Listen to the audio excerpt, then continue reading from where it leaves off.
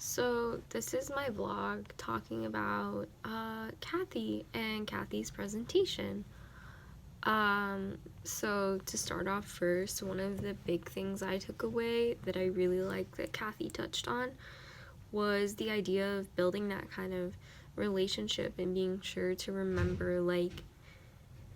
these students have outside lives and things like that, and just doing little things like checking in every day and like seeing what's going on in order to get to know them better. And I feel like that really creates this bond of trust in order for students to feel like, okay, like I don't have to just look at you as an instructor. And I also think sometimes not tuning into things like students' emotions or asking them how they're doing, or like talking to them about little things that that they like or that you find out that they like. I feel like sometimes students are like, oh well, that teacher just doesn't care about me, and so they tend to like act out, and it's not necessarily a means of they're a bad student necessarily, but just that they feel like you don't really care about their learning because you don't care about about them as a person. Um, so I feel like talking about those little things like that check-in, or like how they try to have fun in the class with what they're learning, and try to like have conversations with the students, I felt like that was really important to touch on. Um, Lesson plans.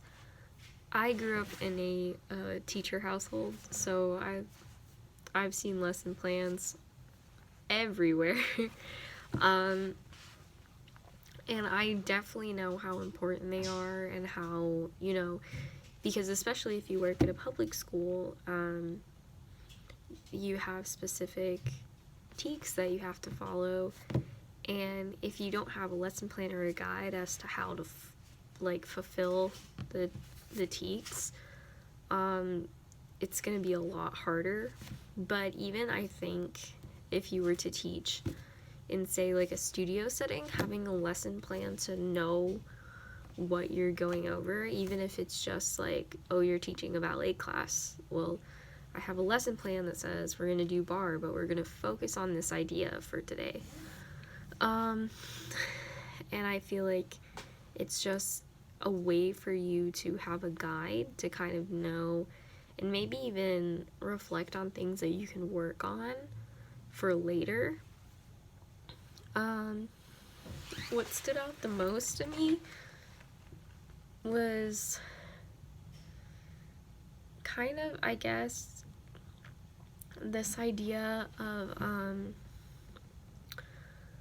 like don't live by like the schedule or by the lesson plan. You just have like a guideline. You don't need it to be like word for word for word of what you have to do, and you don't always have to focus on this one thing that you're doing at the moment, if that makes sense. Because I feel like that gives a lot more flexibility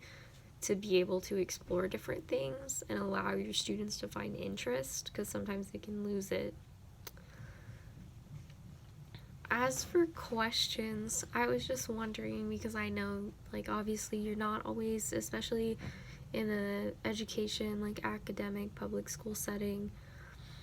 there's gonna be students who take the class who don't really like care about dance. Not necessarily that they've never done it, but I know that, for example, when I was in grade school and high school, there were plenty of people that took dance class simply as a way to get like an easy elective. And I always wondered like how teachers found motivation to try to get those students to enjoy the lesson, but also like,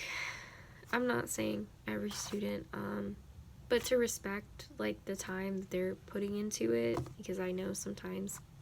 like especially teenagers, act out because they don't really want to be there. And I definitely think building relationships helps, but I was just wondering, like, is there is there a way to like keep them engaged, and also like